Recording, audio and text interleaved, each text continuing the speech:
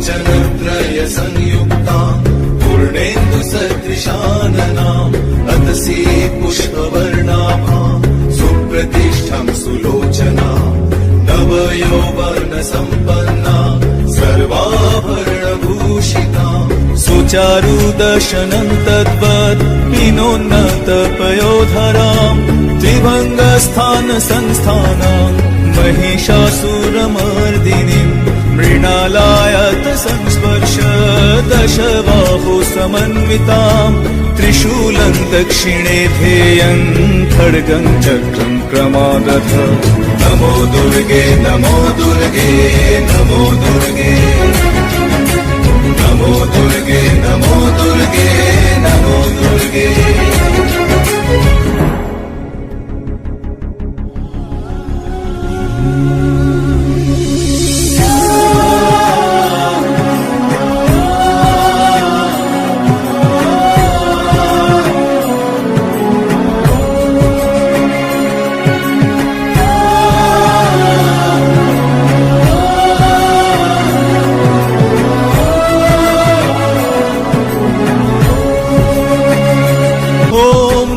स्तु दक्षिणं पादं समं सिंहोपरि स्थिताम् किञ्चिदूर्ध्वं तथा वामम्